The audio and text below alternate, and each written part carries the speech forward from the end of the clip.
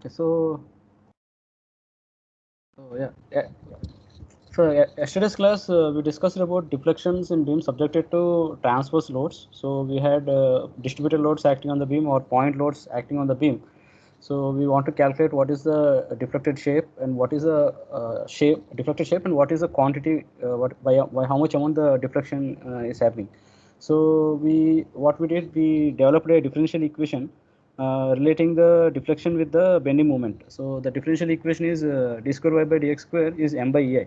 So then what we did, this is a second order, that was a second order differential equation. So we integrated it twice and we got a general solution, particular solution. So in that we have two integration unknowns. So to find those two unknowns, we applied the boundary conditions and we found that unknowns. And so we solved some examples. One example was a beam subjected to distributed load. Another was a cantilever beam subjected to a point load. And yeah, some more examples we solved. And so in today's class, we will discuss about, we also discussed about how to relate the deflections, how to relate the deflection y with the distributed load. So we have a fourth order differential equation, d power 4 y by dx power 4 is equal to minus w. So in that scenario, we had four integration constants. So c1, c2, c3, c4, and we had to apply four boundary conditions. So two were displacement and two were force boundary, like moment or shear. And we also solved a beam which was subjected to a point load. So to the left of the point load, there was one bending moment, and to the right of the point load, there was another bending moment. So we had to solve for two y's, so y1 and y2. So in that case, we again have four constants, and we have to apply four boundary conditions. So two boundary conditions were for the support, and another two will come at the continuity at the point load. So that is the curve is continuous. That is, both the displacements are continuous and slope is also continuous. When you say displacement is continuous, that means that the beam is not breaking. And when you say slope is continuous, that means there is no abrupt change in slope. So we apply those two continuity conditions and find the total all the integration constants. So in today's class, we'll again look at we'll find another way to find out the deflections. So yesterday I was telling that I would try to cover statically indeterminate beams, but I think first I will start this topic and finish it. Then if we have time, we'll discuss about statically indeterminate beams. So in this class, we'll discuss about the first moment area theorem, and then second moment area theorem, and then we'll solve some examples. So let me introduce the concept here. So first thing is, we have a beam, simply supported beam subjected to some distributed load, point load, and again a distributed load. So let's assume that the bending moment at A is 0 and bending moment at B is 0, and let's assume that this is the shape of the bending moment.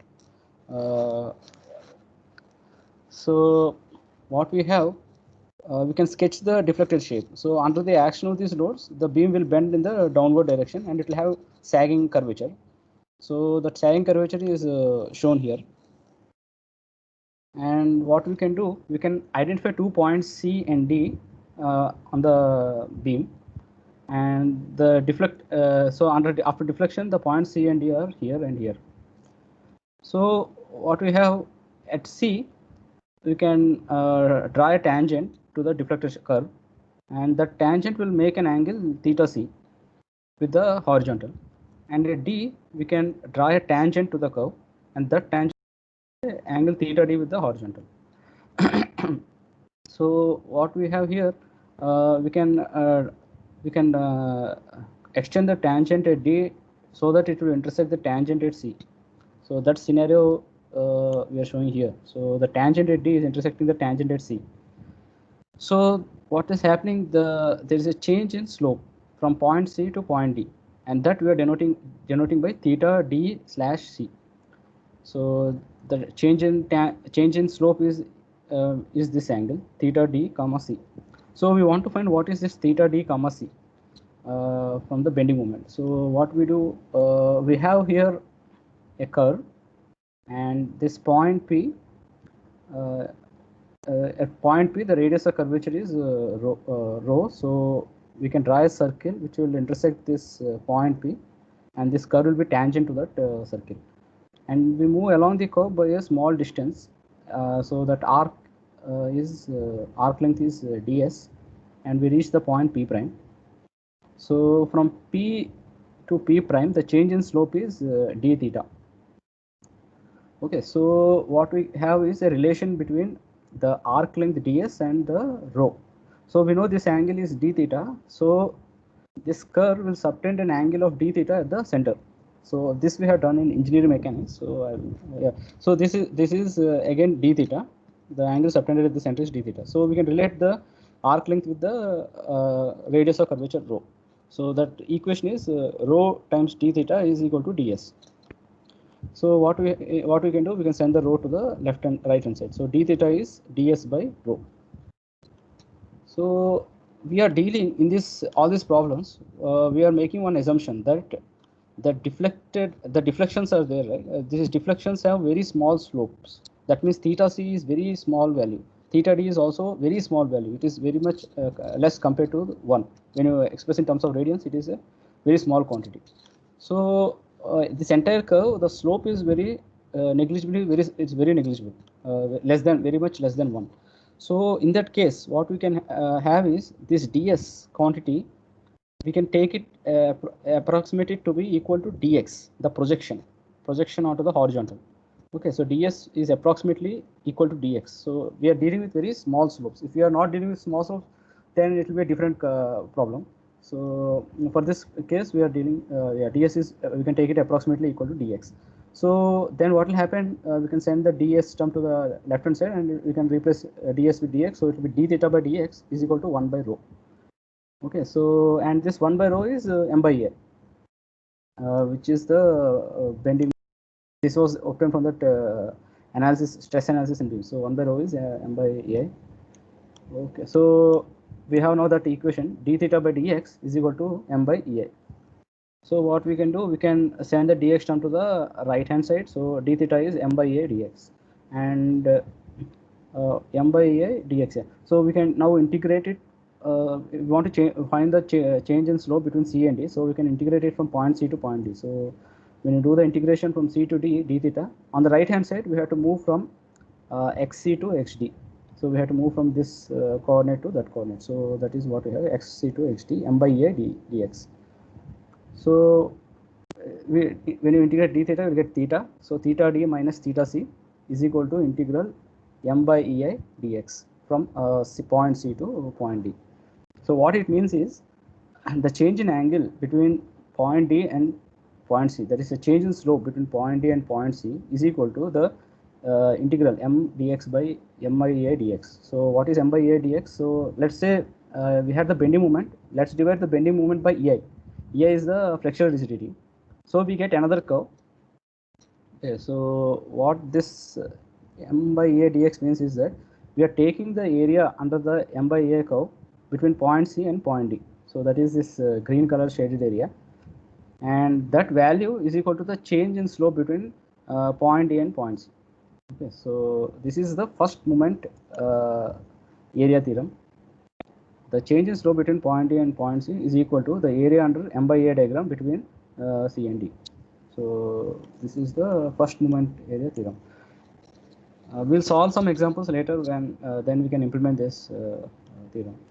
And now we have, using the first moment area theorem, we are able to find the change in slopes between point C and point D. Suppose you want to find the change in slope between point A and point B. So theta B minus theta A, that will be equal to the entire area under the m by a diagram. Suppose you want to find change in slope between A and C, then you find the area under, that is theta C minus theta A. Then you find the area under this m by a diagram from point A to point C.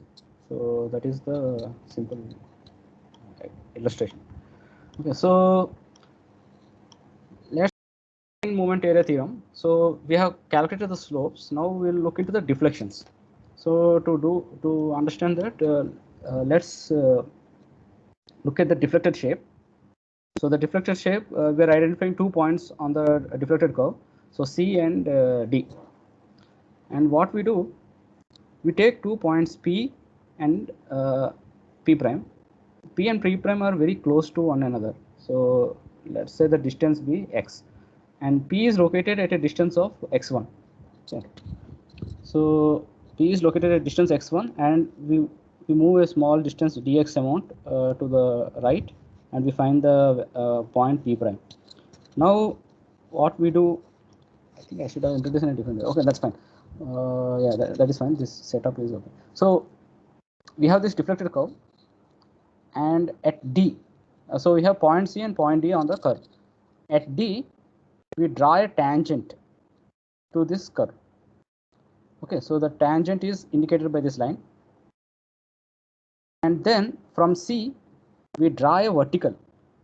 Okay, we are drawing a vertical line. The vertical line intersects the tangent at point E. Okay, so we want to find what is the value of CE, that is the vertical distance of C with respect to the tangent drawn at D. So we want to find what is CE. So to do that, we have to introduce the small element dx at a distance of x1. So now we will introduce P. P is located at distance x1, and P prime is located at a distance x1 plus dx. Now what we do, from P, we draw a tangent to the curve, and that tangent is intersecting this vertical line drawn at C at this point. And similarly at P prime, we draw another tangent, and that tangent is intersecting the vertical line at this point, which is below. Okay. Here I think the slope is increasing, so this line will be intersecting there, and P prime will intersect a little below. Okay, so these two points of intersection will that intercept, we are denoting it by dt. Okay, so what we do is we'll just zoom in on this P prime. So I think we are shrinking it here. Sorry, P prime is somewhere here, P and P prime, and we have our intercept dt, which are the tangents drawn from P and P prime. That intercept will with respect to the vertical line. So this is dt, and the change in slope between P and P prime, that is given by d theta. So the difference between these two angles, these two lines, will be also d theta. Now we make a small approximation here. Actually, dt is equal to ds times d theta. Actually, this length times d theta. Okay, that is, like, you can think this to be arc of a circle, and dt will be this radius times d theta. But since the slopes are very small, means the slope of the entire curve is very small, so what we do is we assume that radius to be equal to x1, and then we get our relation dt is approximately x1 times d theta. Okay, so this is little tricky to understand. We are approximating it. So dt is approximately x1 times d theta. So that expression we are writing it here. dt is x1 d theta. So P and P prime are very close to one another, but x1 is far away. This x1 distance is very large compared to the P prime, and the change in slope is d theta, and the intercept length dt is radius times d theta. Radius we are assuming to be equal to x1 because the slopes are very small. So we have dt is x1 d theta. Now what we do, if you we are moving from P to P prime. Suppose what will happen if you move from C to D? Like if you move that point P from a point just to the right of C to the point to the left of D. So what will happen is the intercept will transverse over this entire length. Okay, so when you move from when you do the integral from C to D, you will get the entire length CE. So we can do the integration from C to D. So integral C to D dt is integral C to D x1 m by a dx. So x1 represents the distance of the segment from the vertical line. Okay, so x1 m by a dx. So let's look at that curve one more time. So we are drawing the limit. Yeah. Sorry, I had a doubt. Yeah, tell me. The dt integration will be from C to E, no, sir? dt Because integration. See, we are looking at only that dt small dt. Yeah. We'll get CE. Yeah, this length we'll get. When you do the integration from C to D, we are covering the entire length CE. The limits of dt. Yeah, limits of dt. This value. Okay. So the point P is transversing along that segment, along the arc. Yes, So sir. point X P is will start to the just to the right of C. It will transverse to the along the curve and reach to the D point D. So that is what is happening. And okay, so what? Yeah. So what will happen here is the dt will be. Yeah, we are getting actually this integral left hand side is actually CE. Okay, so you can think of it as yeah, this value is equal to CE, but the point P we are tracking the point P here. We are not tracking this line. We are tracking the point P. So point P as it moves from C to D, the dt will move from the dt values will keep adding up, and will finally when you do the entire integration will get CE. Okay, so this value is C, integral C to D dt, we'll get that value of C, because we are summing up small quantities of dt here.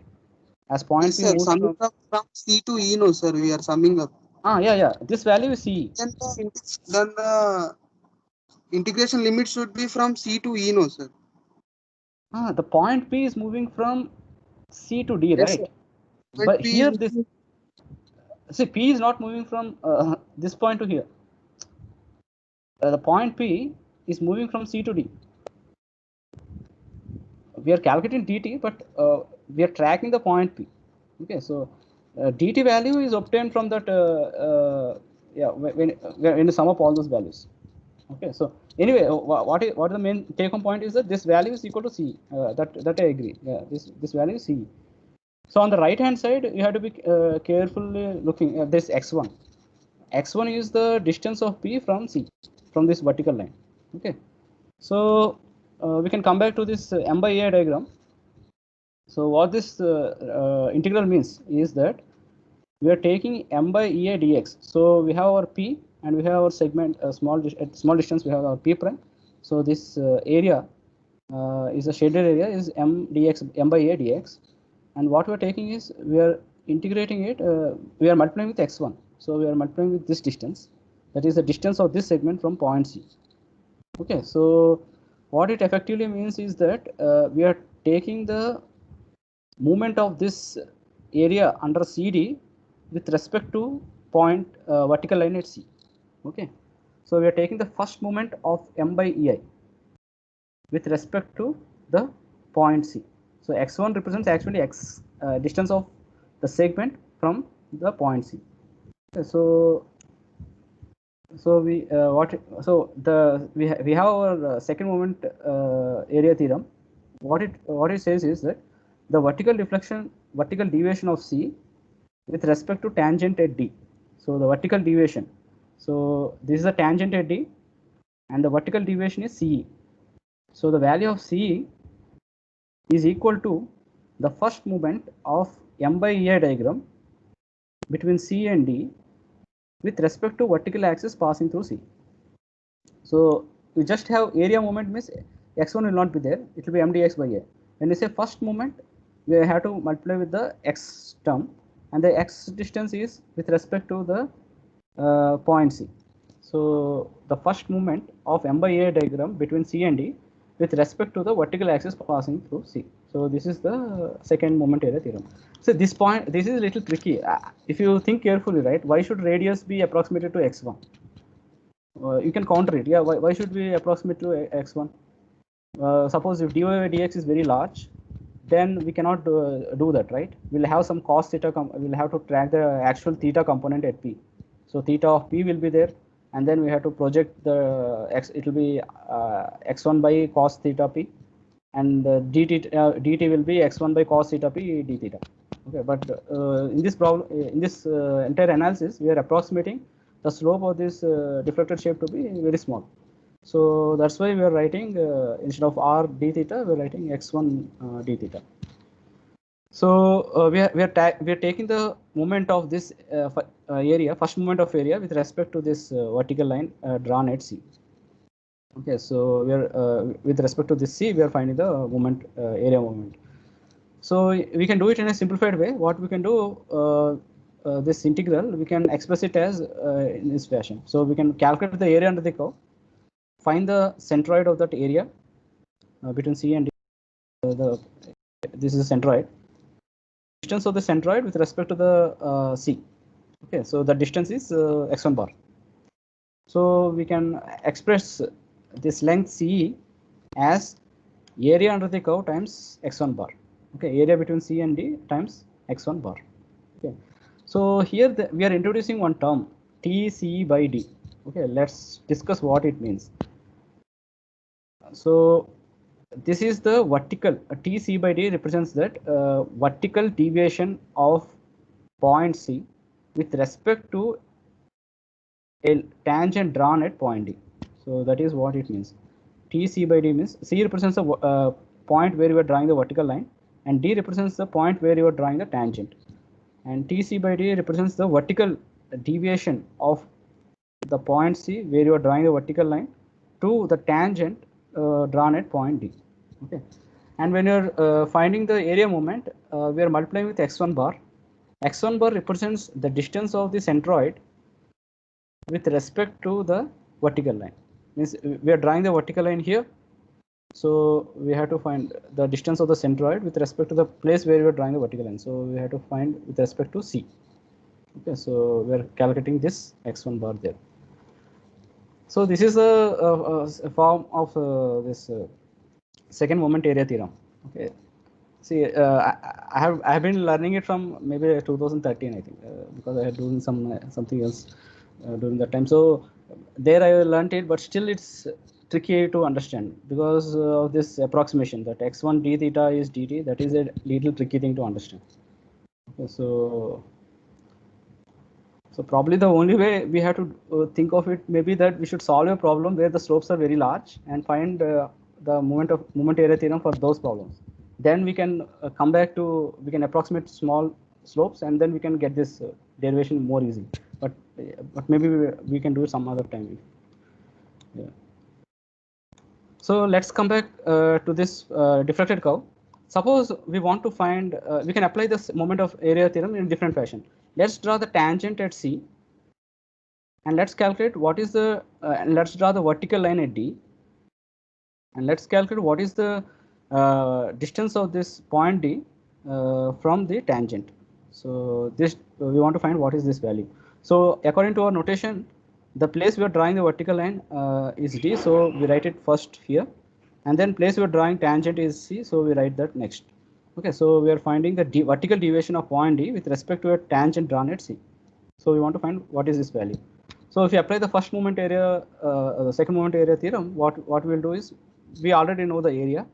We just have to find what is the location of the centroid with respect to the vertical line. So here now the vertical line is drawn at D. So we have to find this value. So that value here is x2 bar. So we can get this vertical deviation T d by C is area between C and D times x2 bar. x2 bar happens to be the distance of centroid from the vertical line. So vertical line here is drawn at D. Okay, so this is the concept of second moment area theorem.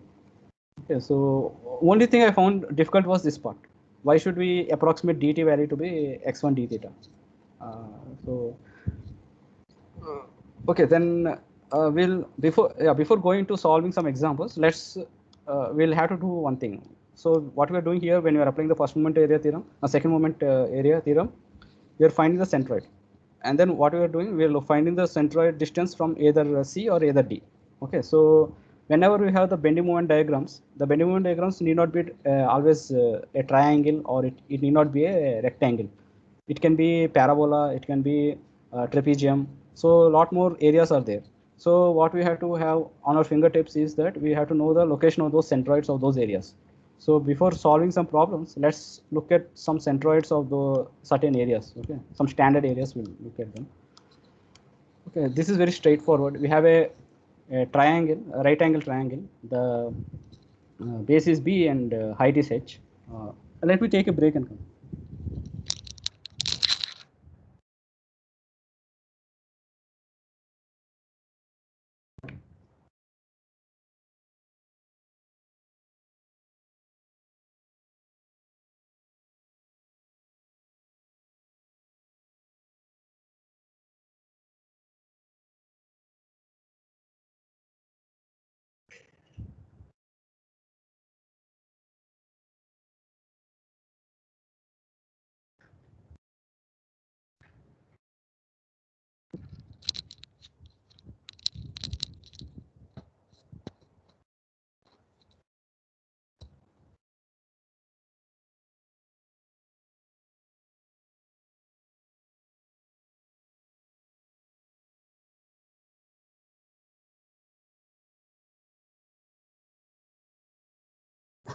Okay, so let's come back. So we need to find centroids of some standard areas because the bending moment diagrams will be in that shape. So we don't want to do our integration to find centroid at that case. We just want to know the locations and we want to have them at our fingertips. So let's have look at this right angle triangle. It has base B and height h. It lies at 1/3 height and 1/3 from the this vertical. So it will be h by 3 and b by 3. And we have a rectangle with base b and height h. It will be b by 2 from the base, and from either sides it will be h by 2. And we have here a triangle. It's not right angled. So the base length is L, the height is h, and distance of this top corner from the right corner is b. So the what is the centroid location? So we can apply our centroid formula x1 plus x2 plus x3 by 3.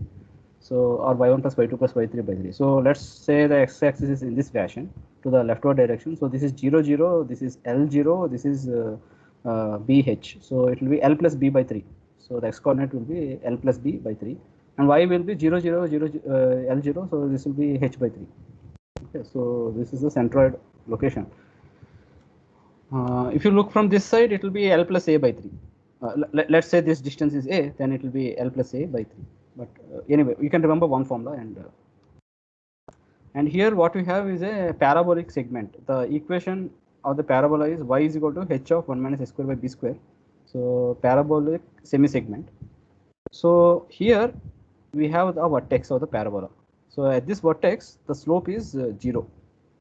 And the curve is going like this, and we have our base B and height h.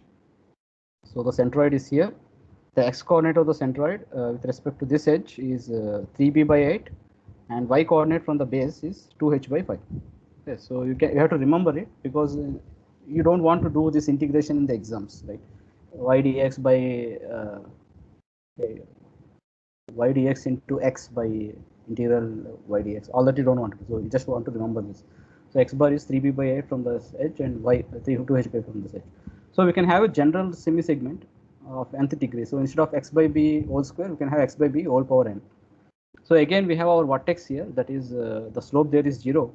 The base length is b and height is h. So the x coordinate of the centroid, y coordinate of the centroid will be given by this formula: b by 2, n plus 1 by n plus 2, and h into n by 2, n plus 1. Okay, so if you substitute n is 2, what will happen is we'll have 2 plus 1 3, 2 plus 2 4. So 3 by 4 into 2, so we'll get again 3b by 8. And if you substitute here n is 2, 2 by 5. So that same thing is coming here, 2h by 5. So another type of segment we can bending moment profile we can have is a parabolic profile. So in that case, we have y is equal to h into x by b square. So here the vertex is here, the slope there is 0, and we have some slope, increasing slope there. So the base length is b, the height is h. So the area of this segment will be bh by 3. I didn't tell the area here. Area will be 2 by 3 bh, and for this segment it will be bh by 3. And the x coordinate will lie at a distance of 3h. Sorry, this is 3b by 4. So this distance is 3b by 4, and y will be 3h by 10. And if you have a general segment with x by b power n, instead of x by b square, we have x by b power n, then we have this expression, b into n plus 1 by n plus 2. So if you substitute n is 2, you will get 3 by 3, 2 plus 2, which is 3b by 4, and 3 by 5 into 2, 3h by 10. Okay, so these are some formulas. So you might come across this this parabola, or you can come across this parabolic semi-segment in some bending moment profiles in later problems. Then we can have a trapezoidal bending moment distribution. So we have our two parallel sides. So the length of the two parallel sides, one side length is b, another side length is a. The distance between the parallel sides is h. So the distance of centroid from this left edge is x bar, and x bar is h by 3 times we are measuring this distance, so it will be 2a plus b by a plus b. Okay, so you can you can remember it. It will make your problem easy. Otherwise, what you have to do, you have to split this trapezium into a rectangle and a triangle, and find separate areas and separate centroids and all. Otherwise, you can directly find this total area of the trapezium and multiply with x1 bar, and you get that deflections and all. Okay, so with this knowledge, we'll just go back to the application of first moment area theorem, second moment area theorem. So what we have a cantilever beam which is free at B and fixed at A. So point load is acting at point at B, the free end, and the beam has a constant flexural rigidity EI. So first thing we have to draw, we are interested in finding what is the deflection of point B in the downward direction and what is the slope coming at point B. So we want to use the moment area method. So first thing we have to calculate the bending moment diagram. So what we can do at a distance x, we cut a section, and let's look at that left part of the section. Right part. So on the left surface, we have shear force V. Instead of previously, if you are cutting on the right surface it will be V downward and M in the anti-clockwise. But here we are cutting on the left surface, so we are looking at the left surface. So it will be V upward and M will be in the clockwise, and that is a positive sign convention for the left surface. So V value is moment equilibrium about this. So that is 0, and we'll have M is equal to minus P into L minus X. So what we can do at X is equal to 0, we have minus PL, and X is equal to L, that is point B, we have 0. So this is the bending moment profile. We have a linear variation, maximum bending moment occurring at the fixed end equal to minus PL, and at the free end it is going to 0. So what we can do, we can divide M of X by EI, the flexural rigidity, which is constant. If it is not constant, then we have to suppose if this beam is divided into two segments, segment 1, segment 2. Segment 1 has one EA, segment 2 has some other EA. Then then this M by EA diagram will be different. Okay, it will not be because we are dividing by different quantity EA, so we have to be careful there. But for this case, we can simply divide PL by EA, and we get our again straight line. And for this triangle, the centroid is here, and it is 2L by 3 from the B and L by 3 from A. And area of the triangle we can find half base height. So base length is L, height is PL by A. So we're getting minus PL square by 2A. So let's keep it aside. Now let's look at the deflected shape. So we have our beam, undeflected shape is horizontal line, and then under the action of the load P, the beam is deflecting in this fashion. So the deflected shape is this one. So at point B, the distance moved from the horizontal line is YB, and we want to find what is the slope at point B. So we can draw a tangent there, and that slope, angle between the horizontal and that tangent is theta B. So our quantity of interest is what is YB and what is theta B. So how to apply our first moment area theorem or second moment area theorem to find these values? So if you look at the fixed end, we know that the slope is 0, theta A is 0, and here the slope here is we are denoting it by theta B. So what we can do, we can use our first moment area theorem, which will relate the change in slopes with the area under the bending moment diagram. So that first moment area theorem is here, theta B minus theta A is equal to area under the bending moment diagram from A to B. So we already calculated that area of base height. So height and L, base is length L. So we are getting minus PL square by 2A. So theta A is 0. So we get theta B is minus PL square by 2A. So it is actually a negative slope. We are assuming Y upward and X to the right. So theta B is negative.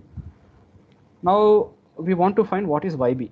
So to understand what is YB, we want to we have to apply our second moment area theorem. So we'll apply it in this fashion.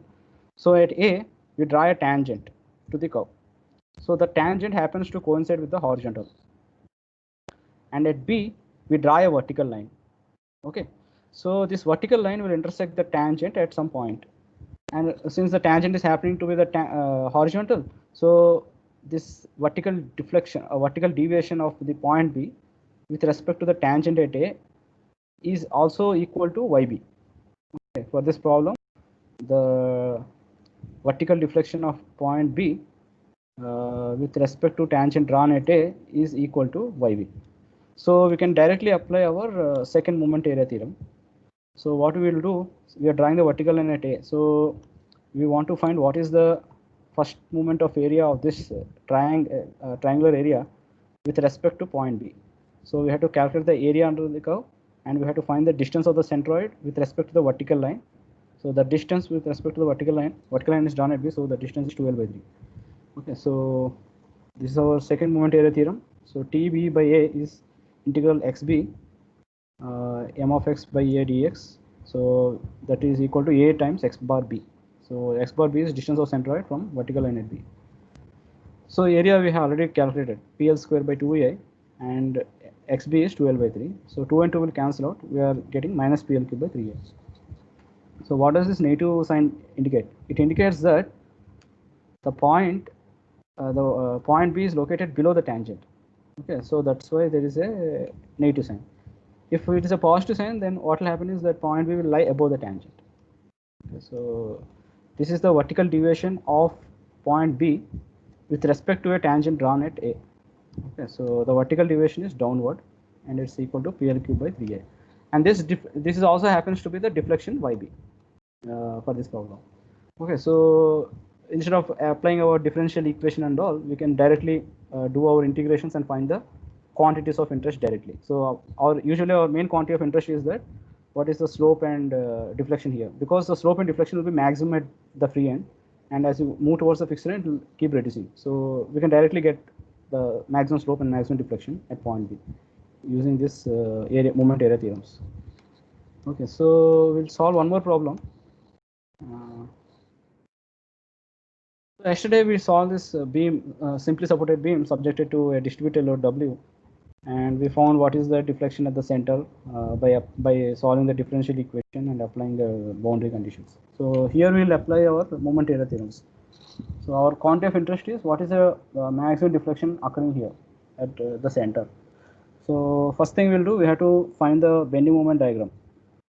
So we cut a section here, and then we'll draw the free body diagram for the left segment. So the reaction is WL by 2, and we have distributed load W acting over the segment X. So the resultant is Wx, and it will lie at a distance x by 2 from either ends. Okay, it will lie at the mid center, and the distance is x by 2. So on the right surface we have V downward and m of x in the anti-clockwise direction. So that is a positive sign convention, and we can get by force equilibrium in the y direction, V is equal to WL by 2, and moment equilibrium over the right surface, we get clockwise moments, which is Wx into x by 2 plus m of x, anti-clockwise movement WL by 2 into x. Okay, so we can find m of x, which is WLx by 2 minus Wx square by 2. So at x is equal to 0, it is 0, and at x is equal to L, it is 0. The maximum will occur at the center, and that maximum value is L by 2. You substitute x square L by 2, you get Wl square by 8. So now what we'll do, we'll draw the, yeah. Sir, I have a doubt. Yeah, tell me. Sir, B equal to WL by 2. Hey, it is not WL by 2 minus WX. Oh, okay. I think I made a mistake here. Sorry. Yeah, that is I made an error here. It is WL by 2 minus WX. Sorry. Yeah. So in last class also you have WL by 2. It is written like one example. It's error. I have to correct it, but I can't correct it now. So yeah, okay. I made an error. It's WL by 2 minus. Actually, the stress minus diagram. WX. Yeah. SFD will be it will jump WL by 2, and then it will go decrease. At the center it will be 0, and then it will go to the negative direction, and again it will jump. So I think we have done that, but here I made an error. Okay, it's minus WX. So yeah, thank you. Okay. So yeah. So we have our bending moment diagram, WL by 2x minus WL square by 2. So it is 0 at A and B, and at the center it will be maximum value. So that value is WL square by 8. So we are actually drawing here M by EA diagram. So EA happens to be constant over the entire section. So there will be no jumps in the bending moment diagram. This M by X by EA diagram, there is no jump. If suppose certain part of the beam has higher EA, then what will happen? This curve may shift downward. Okay, so you have to be careful when you are drawing M by EA diagram. For this case, we don't have any complication. It's straightforward M by EA diagram. Now, before applying the first moment area or second moment area, we have to look at the deflections. So let's draw the deflected shape. So the green color is the deflected shape. Since the loading is symmetric, what will happen is that the deflected shape will also be symmetric with respect to the center line. Okay, so this is the center line, and this deflected shape is symmetric with respect to that. And at center line, we can therefore assume that the slope there will be 0. Okay, and with that information that the slope there is 0, we can find our slope there is 0 means the tangent drawn at that point D will be a horizontal line. Okay, so with that information, we can apply our first moment area theorem, a second moment of area theorem to find the deflections. Okay, so we are interested in calculating what is deflection of D. So we are interested in calculating delta D. So what we do, at D we draw a tangent, and at A we draw a vertical line, and this vertical line intersects the tangent at this point. Now our delta D is also equal to this value. Okay, so if you know TA by D, we also know the deflection of point D with respect to the initial line. So we have to find what is TA by D. So the TA by D, according to the notation, what it means is that vertical deflection of point A with respect to a tangent drawn at point D. Okay, so A is the point of interest where we are finding the vertical deviation with respect to the tangent drawn at D. Okay, so we can apply our first moment area, second moment area theorem. So we have to find the area under this curve, and then we have to find the centroid, and we have to find what is the distance of the centroid with respect to the vertical line. So here vertical line is drawn at A, so we have to find what is this distance, what is AN1.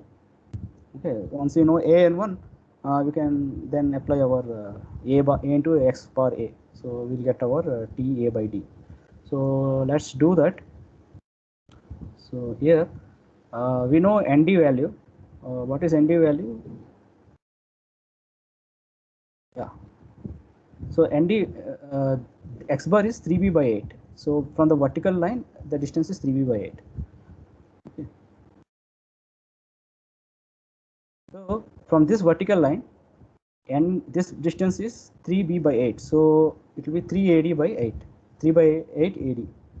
So this length is L by 2. So we get N1D as 3L by 16. So we want to find what is AN1. That is X bar A. So AD minus N1D. So L by 5L by 16. Or you can directly write 5 by 8 L by 2. X bar A, this AN1 is 5 by 8 L by 2. That also is fine. So we get 5L by 16. Now you can calculate the area under this curve, which is 2 by 3 BH. B is AD and H is this maximum moment, MD. So MD by EI. So it is double L square by EI, ATI. So we get 2 by 3 AD into MD by A. So 2 by 3 into L by 2 into double L square by 8 into 1 by A. So what will happen? 2 and 2 will cancel out. We will left with double L cube by 24 EI. So that is the total area under the curve, between point A and point D. Now the second moment area theorem, which says that vertical deviation of point A with respect to a tangent drawn at D is equal to the area under the curve between those 2 points A and D, and the distance of the centroid with respect to the vertical line. So vertical line, that distance is X bar A. So we can multiply WL cube by 24 EI into 5L by 16. We are getting 5 WL power 4 by 384 EI. So that is this quantity, and this quantity also happens to be the deflection of point D with respect to the horizontal line, okay, or the initial line.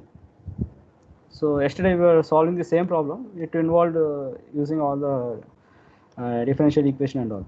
So using this method, we can calculate the quantities of interest at certain locations directly. Although we will not get that entire curve, we can find where the point at specific point, what is the deflection or what is the rotation. So we can find the slope of theta A. So for that we can apply our first moment area theorem. So the change in slope between D and A. So here slope is 0. Theta D minus theta A is equal to area under area between A and area under the M by A diagram between point A and point D. So that area is WL cube by 24 EI. So this is theta D is 0. So minus theta A is WL cube by 24 EI. So we can send the minus value to the other side. So we'll get this term. So again, this is a negative value. That means it is in the clockwise direction. Okay, so this is the application of a beam subjected to a distributed load. So here we have a parabolic profile, and we have to find the centroid of this part of the parabola, mid of centroid of this part. So 2 by 3 BH, centroid location from this vertical line, 3 by 8 BH, 3 by 8 BH, and this distance is 5 by 8 BH. And then we apply our second moment area theorem and find the deflection at D. Okay, so we have 10 more minutes. I'll have to take another break and we'll solve this problem.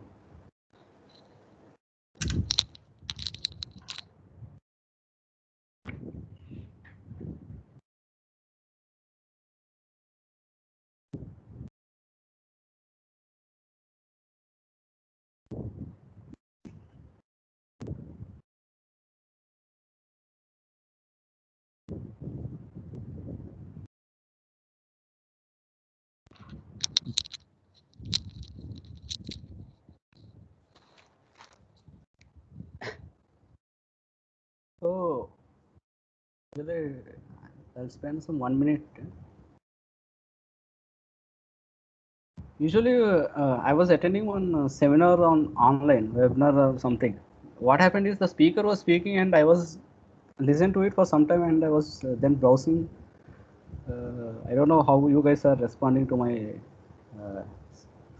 these things, these lectures. So probably you have some parallel window there and you are doing something. I don't know. So yeah, so you are able to hear, right? Yes, sir. Okay, fine. Yeah. Yes, sir.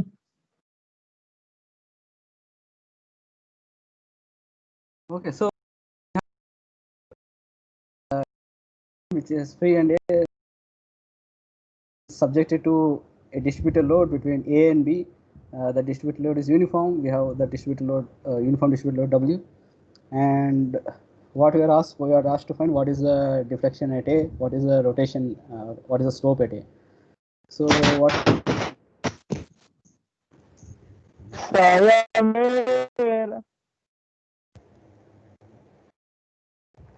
Okay, so what we have to do is we can find the reaction at point C. It is WL by 2, and first we have to draw the bending moment diagram. So for that we'll start with the shear force diagram. So here the shear force is 0 on the left edge, and because of this distributed load, the shear force will it will decrease. So why it is decreasing? We have dV by dx is minus dW, the relation between shear force and the distributed load. So delta V is minus W delta x. So W is constant, then we will have Wx. So what will happen is here it will be 0, and as we move towards B, it will keep decreasing in a linear fashion. So from 0 to it will become minus at distance x is equal to L by 2, it will be minus WL by 2. So at point B it will be minus WL by 2. And from B to C there is no distributed load, so it will be constant. So that is our minus WL by 2 there. And at there is a reaction, so it will come back to C. Okay, so this is your shear force diagram, and we want to find the bending moment diagram. So we know the area under the shear force diagram is equal to the change in the bending moment. So bending moment at A is 0, and what is bending moment at B? So bending moment at B will be MB minus MA. It is equal to the area under the shear force diagram, so it will relate to be VDX. So the area under this curve is half AB into WL by 2. So half WL by 2 L by 2, which is minus WL square by 8. So what will happen here? This bending moment at B is WL square by 8. But the way it will approach, it will have initially dm by dx is V. So actually I'm drawing above the, this is a negative value. MB is, I'm showing it above the x-axis, but actually it is a negative value. Just for convenience, I'm showing it like this. You should have this entire thing inverted. Okay, you have to take a mirror image with respect to this line of this entire curve. I made an error while writing it, so but anyways, this is all negative bending moments. Okay, you can find that what will happen is this is a dv by dx. V is equal to dm by dx. Okay, so this V is varying linearly, so M value will vary parabolically. So we have a parabolic profile between A to B. And what is the change in bending moment between B to C? We'll find MC minus MB, that is equal to the area under the shear force diagram between C and B. So that area is this length L by 2 into the height WL by 2. So it will be minus WL square by 4. So MB value is minus WL square by 8. So when you send that, you can add those two terms and we get MC as 3WL square by 8 with a negative sign. So we are plotting that bending moment profile here. Actually, these all are negative values. So I'm just plotting it above the x-axis. So it starts from 0. It will vary in a parabolic fashion and reaches B. And whatever slope it is there at B, the same slope will continue and it will go in a straight line and it will reaches C. Okay, so this MB is minus WL square by 8 and MC is minus 3WL square by 8. Okay, so this is our bending moment diagram. So from that we can get our M by A diagram. So A is constant. So again we have a parabola and then we have a straight line. Okay, so this is parabolic part and this is trapezoidal part. So the bending moment consists of two things. One is a parabola thing and the other one is the trapezoidal area. Okay, parabolic area and trapezoidal area. So now what we'll do, we'll use the same technique. We'll draw the deflected shape. Okay, the deflected shape will look something like this. The slope there is 0 and we have some deflection delta A there. So we are interested in finding what is delta A. So as you know, we'll draw a tangent at C and the tangent at C will be same as the horizontal or the initial line, and we draw a vertical line at A and this vertical line will intersect the tangent there at this point. So this value will be this delta A is also equal to T A by C. Okay, so vertical deviation of A with respect to tangent drawn at C.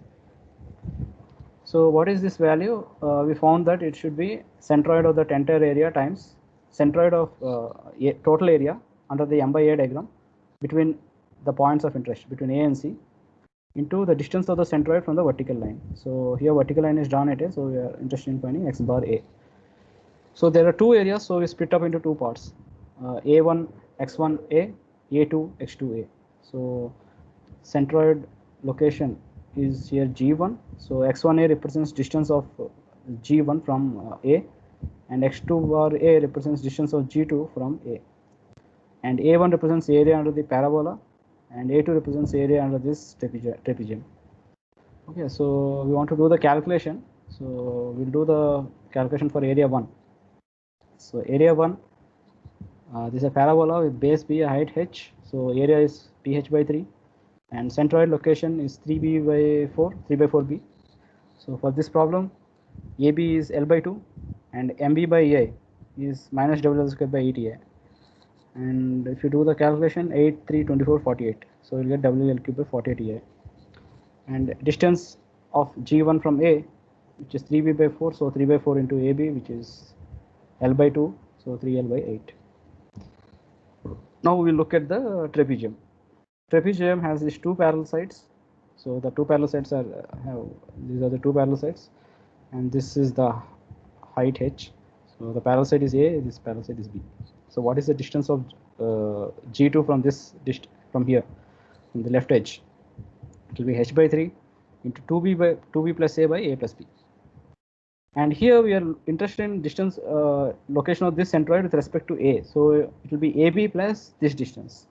Okay, this distance plus AB. So we will do that. Let's first calculate the area under the trapezium. So it will be BC by 2 or BC into average of these two edges by 2, average of those two edges. So half BC into MB by A plus MC by A. So MB is minus WL square by 8 and MC is minus 3WL square by 8 into 1 by A.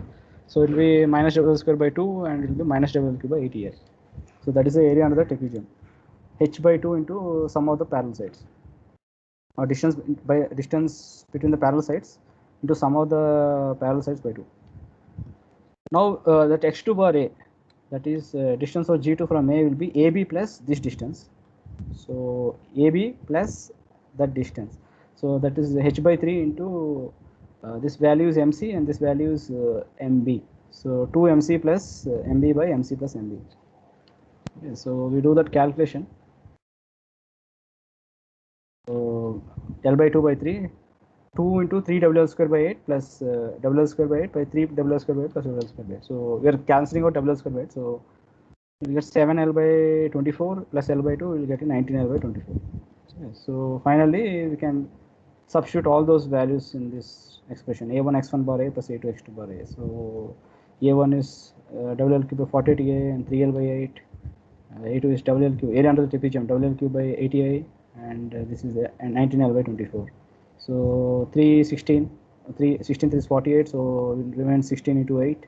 We are taking WL power 4 by a common, and here 19 by 24 into 8, what we do, we write it as 8 into 16, 8 into 2 plus into 12, so 16 into 12. So here the common denominator will be 16 into 24.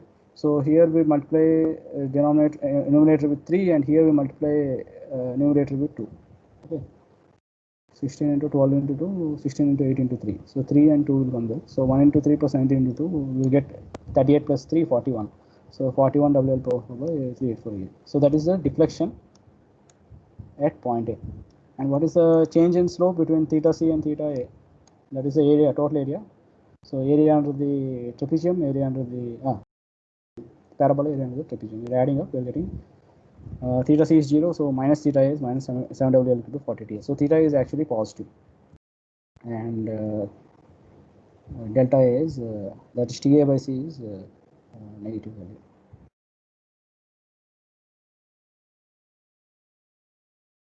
Say negative, it means that the point is lying below the tangent drawn at C. Okay, so that is what we have. So in this problem, the concept is same. We are just calculating the area under the benevolent, locating the centroids, and then finding the distance of the centroid with respect to the vertical line. So here the vertical line is drawn at A. So we are finding x1 bar A, x2 bar A. Okay, so we can solve some more problems in later next on Wednesday.